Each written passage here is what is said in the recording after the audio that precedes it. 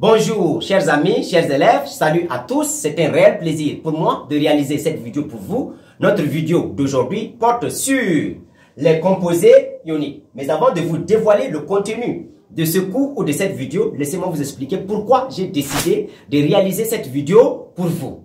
Il faut comprendre, étant élève, il est parfois difficile de reconnaître un composé ionique, il est parfois difficile d'écrire la formule brute d'un composé ionique, il est parfois difficile de nommer un composé ionique. Si vous avez le même problème, laissez-moi vous dire, vous êtes tombé sur la bonne vidéo, alors accrochez-vous et nous y sommes. On dit quoi ici? On dit les composés ioniques. Tout d'abord, nous allons chercher à définir ce qu'est qu'un composé ionique. Qu'est-ce qu'un composé ionique? Je vous invite donc à regarder avec moi à la définition. On dit définition. Un composé ionique est une substance chimique résultant de la combinaison d'un cation et d'un anion. Je relis encore pour la deuxième fois. Un composé ionique est une substance chimique résultant de la combinaison d'un cation et d'un anion. Dans cette définition, j'ai souligné trois mots. J'ai souligné combinaison, j'ai souligné cation, j'ai souligné anion. Pourquoi j'ai souligné ces trois mots? Ces trois mots, ce sont des mots clés qui vont nous permettre de comprendre la définition du composé ionique. Dans cette définition, qu'est-ce qu'on comprend? On comprend que le composé ionique ou encore un composé ionique a deux parties. Il y a une partie qui est appelée cation et il y a une partie qui est appelée anion. En d'autres termes, dans la formule brute d'un composé ionique, sachez que vous avez deux parties, une partie appelée cation et une partie appelée anion. Pour comprendre davantage, j'ai recensé pour vous quelques composés ioniques les plus utilisés. Et donc, je vous invite encore à regarder à ces quelques composés ioniques les plus utilisés là. Nous avons ici exemple de quelques composés ioniques les plus utilisés. Nous avons ici le NaCl. Le NaCl est appelé chlorure de sodium. Ce NaCl, c'est un composé ionique. Le NaCl a deux parties, une partie cation et une partie anion. Il faut reconnaître aussi que dans la formule brute d'un composé ionique, c'est cation qui vient avant anion. C'est pourquoi vous avez ici ion sodium avant ion chlorure. Et la lecture, lorsqu'on veut lire maintenant un composé ionique, on commence sur anion et on finit sur cation. Ici, on dit chlorure de sodium. On ne va pas lire sodium chlorure. Si c'est sodium chlorure, c'est faux, c'est pas juste. Vous voyez, n'est-ce pas? La lecture, on commence sur anion, on finit sur cation. Mais la formule brute, lorsqu'on regarde, c'est cation qui vient avant anion. On arrive ici au deuxième composé ionique. Le deuxième composé ionique, c'est le sulfate de cuivre. Regardez, c'est anion et après c'est cation. Et en regardant la formule, c'est cation qui vient avant anion. On ne peut pas aussi dire cuivre sulfate, non. On commence sur anion. Sulfate de cuivre. Nous sommes au troisième. Au troisième, vous avez le carbonate de sodium. On ne dit pas sodium carbonate, non. Le carbonate de sodium, on commence sur anion et on finit sur cation. C'est ça la lecture d'un composé ionique. Tous les composés ioniques, pour les lire, qu'est-ce qu'il faut faire? Il faut commencer sur anion et il faut finir sur cation. Et dans la formule brute, c'est cation qui vient avant anion. Ça, c'est la première des choses qu'il faut comprendre.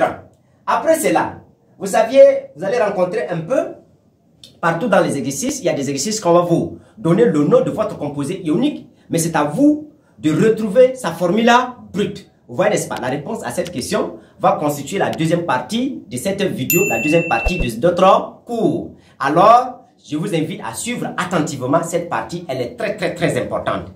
Exemple, si on dit dans un exercice, on dissout du chlorure de sodium. C'est le nom qui est donné, mais la formule brute, si vous ne connaissez pas, alors comment retrouver sa formule brute? Voilà comment on fait.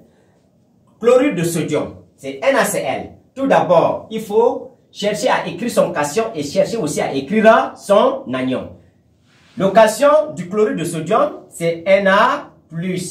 Son anion, c'est Cla-. Vous voyez un peu? Nous avons son cation Na+, son anion, c'est Cla-. Et pour retrouver la formule brute maintenant, qu'est-ce qu'il faut faire? Il faut regarder au nombre d'électrons perdus et au nombre d'électrons gagnés. Ici, il perd un électron. Ici, il gagne un électron. On se rend compte que le nombre d'électrons perdus est égal au nombre d'électrons gagnés. Quand ce même nombre, vous voyez un peu, si le nombre d'électrons perdus est égal au nombre d'électrons gagnés, qu'est-ce qu'on fait? Je vais utiliser ici un langage simple. On colle simplement. Et donc, qu'est-ce que ça va donner? Ça va donner NaCl.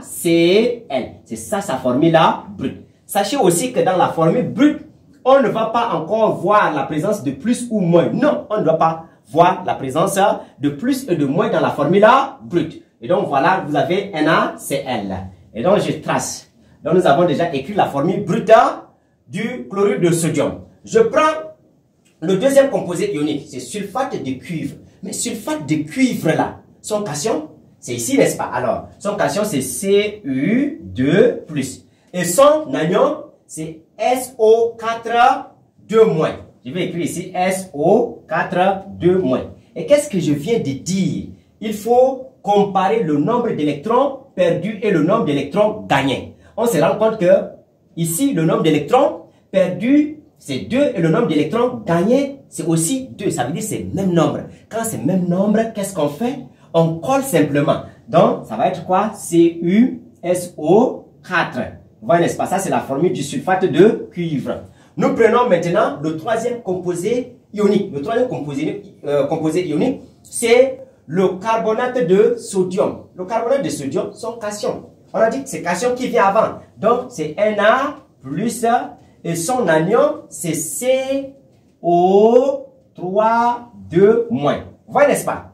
Ici, on compare le nombre d'électrons perdus et le nombre d'électrons gagnés. On se rend compte, ici c'est 1, ici c'est 2. C'est pas le même nombre. Si c'est pas le même nombre, qu'est-ce qu'on fait? On échange. C'est-à-dire, 2, c'est 2 là, vous voyez, n'est-ce pas? Vient là. Et 1, ici c'est 1.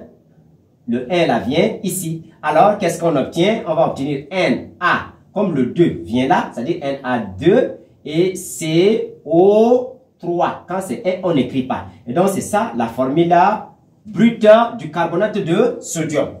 Je prends pour le chlorure de barium. Vous voyez, n'est-ce pas? C'est un composé ionique. Et donc, son cation, c'est Ba2+. Et son anion, c'est Cla-.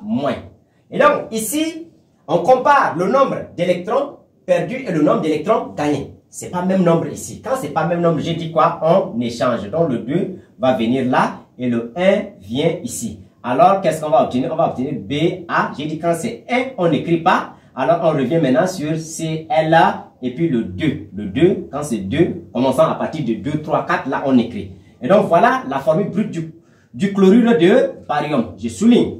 Je prends encore un dernier exemple. Vous avez ici hydroxyde de fer 3. Hydroxyde de fer 3, c'est un composé ionique. Maintenant, son cation, c'est Fe3+. Et son anion, c'est OH-. Et donc, pour retrouver maintenant sa formule brute, on compare le nombre d'électrons perdus et le nombre d'électrons gagnés. Ici, ce n'est pas le même nombre. Quand ce n'est pas le même nombre, on échange. Donc, le 3 va venir là et le 1 vient là. Et donc, qu'est-ce qu'on obtient? Fe, j'ai dit quand c'est 1, on n'écrit pas. Alors, OH et le 3. Donc, ça, c'est la formule brute de l'hydroxyde de fer 3. Vous voyez un peu? Si vous avez compris cette règle, alors, il reste combien d'exemples? 6, 7, 8, 9, 10, 11. Ces exemples qui restent là, je vous laisse ça comme un exercice à faire. Alors, si vous respectez, vous voyez, n'est-ce pas, cette règle que je viens d'expliquer, vous serez capable aussi de retrouver la formule brute de ces composés ioniques qui sont restés. Il faut retenir pour la règle, quand c'est le même nombre de charges, on colle simplement. Et quand c'est pas le même nombre de charges, on échange. Voilà ce qu'il faut retenir. Mes chers amis, mes chers élèves, nous sommes arrivés à la fin de notre vidéo. Je vous remercie de l'avoir suivi. Si vous avez aimé la vidéo, n'oubliez pas de la liker, n'oubliez pas de la partager, n'oubliez pas de la commenter, n'oubliez pas de la télécharger. L'œuvre humaine n'est jamais parfaite. Nous sommes au collectif Excellence situé à Wayangoso, non loin de l'espace vide sous antenne, le Tchad qui gagne. Je vous remercie. À la prochaine.